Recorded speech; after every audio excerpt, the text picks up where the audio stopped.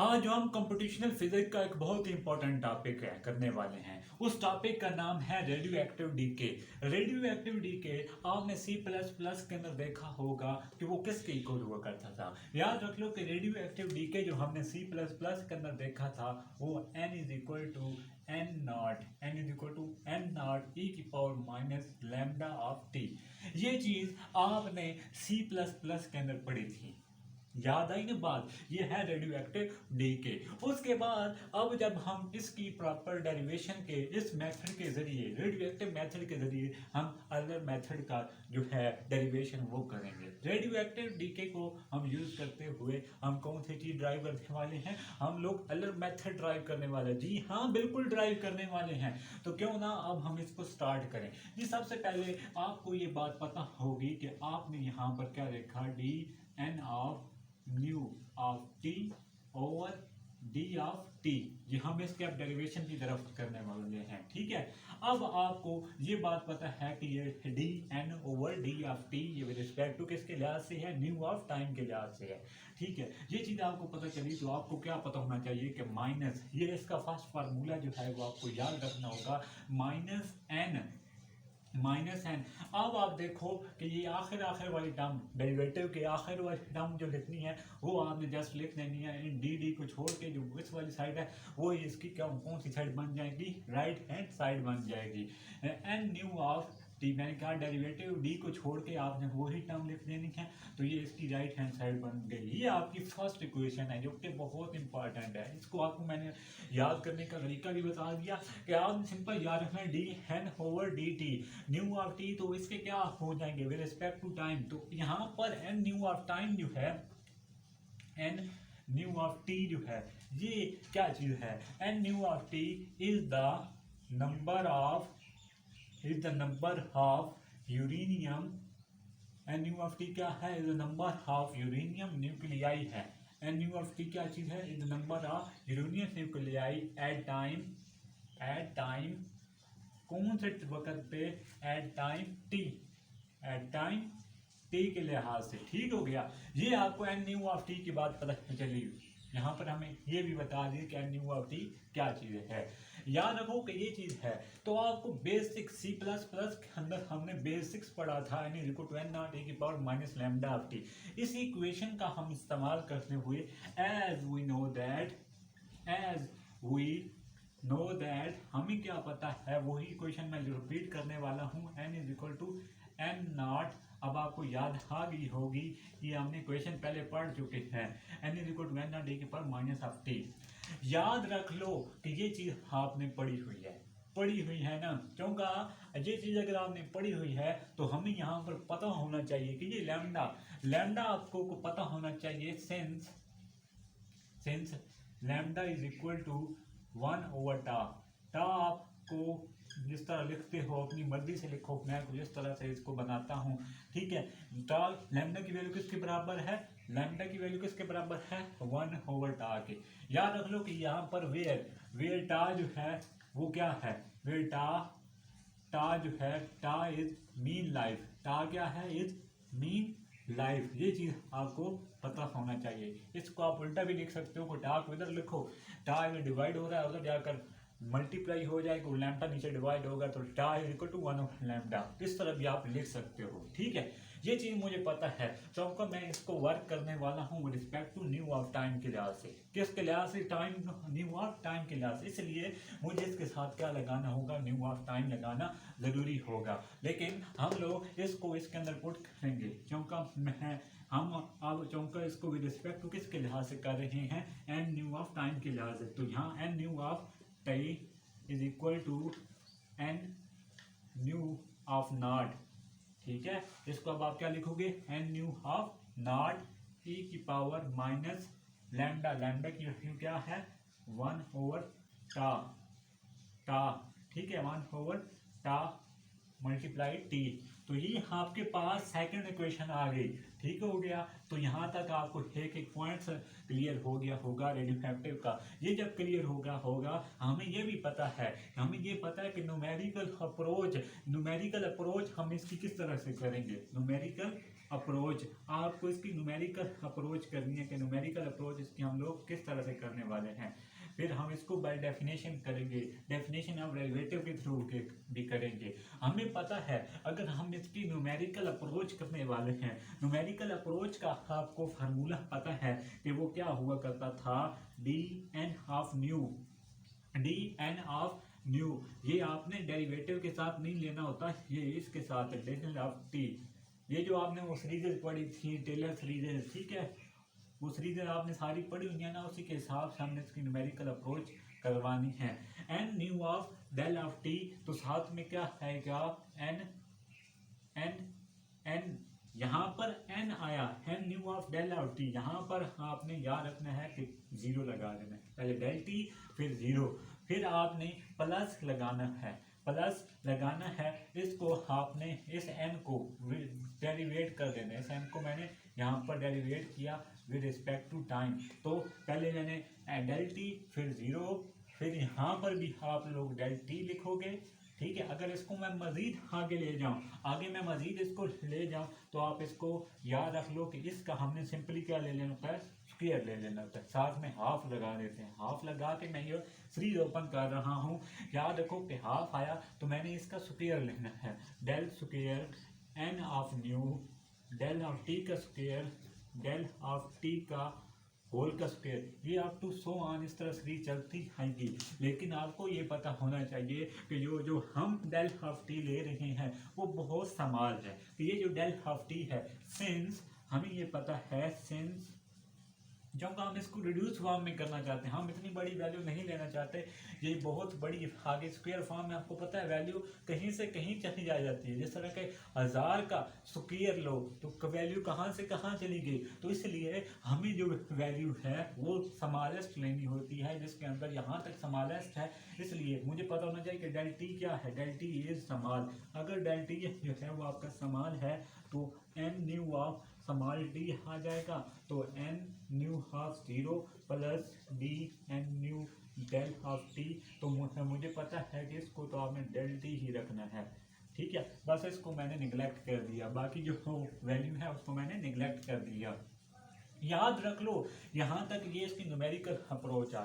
अगर आपको ये न्यूमेरिकल अप्रोच पता चल चुका है तो इससे आगे जो हम लोग अप्रोच करने वाले हैं, हम लोग इसको डिफाइन करने वाले हैं बाय डेफिनेशन। बाय डेफिनेशन हम लोग इसको किस तरह से डिफाइन करेंगे वो हम लोग इनको बताने वाले हैं जी। By definition, definition of derivative, definition of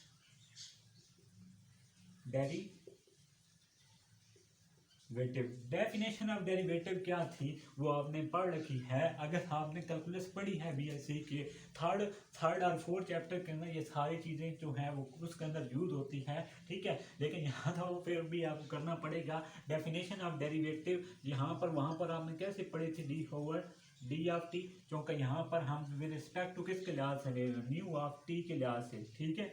तो आगे आप लोग लिमिट अप्लाई करते थे, लिमिट टी अप्रोच कर रहा है, टी किसको अप्रोच कर रहा है, जीरो को, ये आपने टी अप्रोच करवाया जीरो को।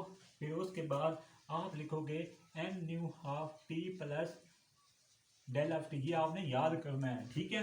ये भी याद करनी है, definition of derivative, numerical approach भी जो सीरीज जिस तरह से बनती है वो भी याद करनी है, ठीक है। N new of t plus del of t minus N, यहाँ पर क्या लिखोगे, एन न्यू ऑफ टी, ठीक है, del of division of del of T.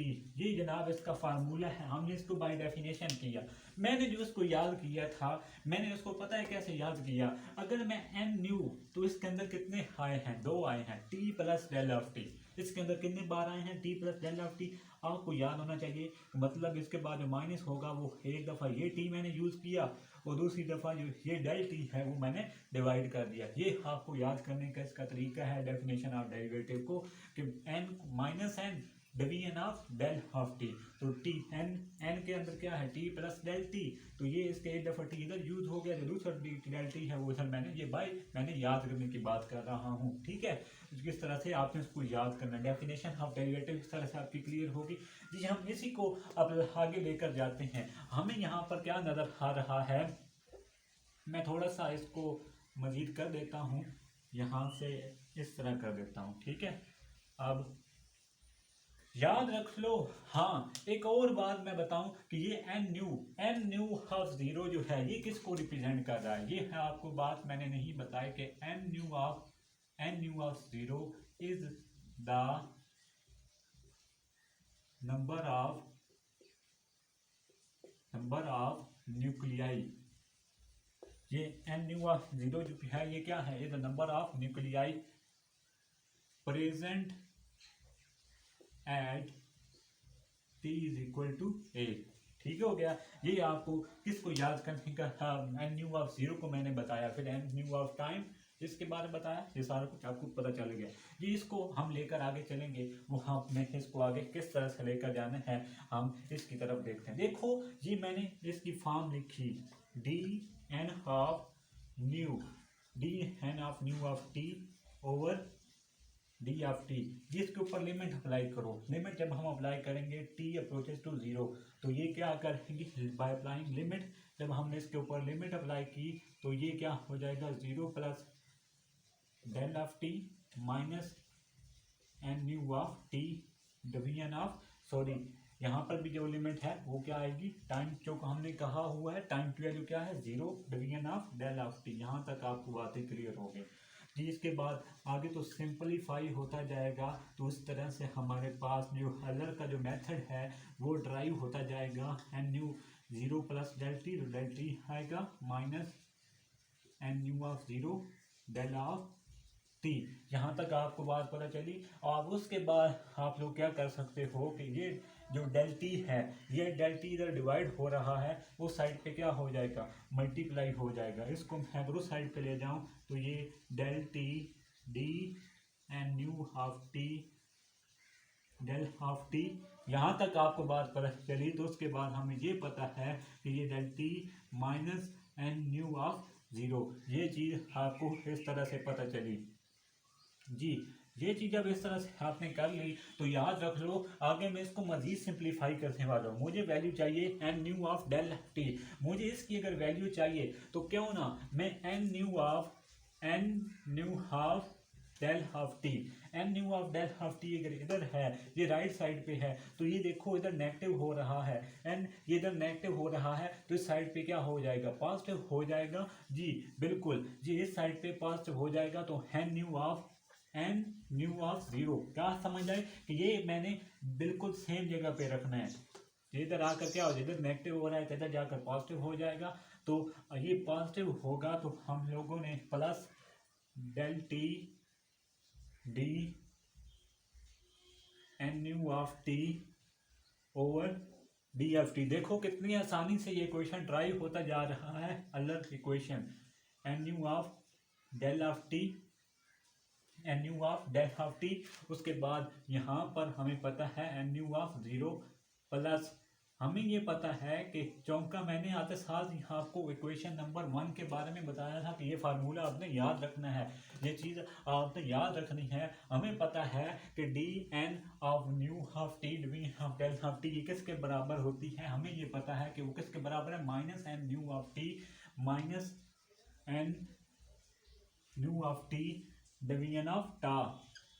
ये याद रखना है, वो टा जो है ये याद आपने रखना है। ठीक है, तो यहाँ तक आपको बात पता चल गई है। ये टा आप जिस तरह से लिखते हो मैंने तो इसी तरह ही कुछ लिखता हूँ, मतलब टी जो है वो बड़े वाले में लिखा, टा को मैंने बस सिंपली इसके साथ जो है इसको थोड़ा सारा चेंज करके लिख दिया। ठीक है, तो इस तरह आपके ये अब किसी हद तक ये minus N new of T, ये क्या था minus N new of t over t, ये मैंने इस जगह पे पुट किया। जब मैंने इसको पुट किया तो हमारे पास ये अलग इक्वेशन जो है हम अलग मेथड जो है वो ड्राइव होता आ रहा है, जो कि क्या आएगा minus del of t N new of t division of tau. ये हमारे पास आ चुका है। तो दिस इज कॉल्ड, तो ये मेथड जो आएगा दिस इज कॉल्ड अल्लर मेथड। इसको आप लोग कौन सा मेथड बोलोगे, अल्लर मेथड। तो ये मेथड जो आप निकालोगे ये आपके पास अलग मेथड ड्राइव हो गया। तो देखो मैंने रेडियो एक्टिव डीके से मैंने क्या चीज ड्राइव की, आई हैव ड्राइव अलग मेथड। देखो कितनी आसान स्टेप्स से, किन आसान स्टेप्स को मैंने फॉलो करते हुए ये आपका जो स्टेप्स है रेडियो एक्टिव डीके, इसको मैंने सॉल्व आउट कर दिया है।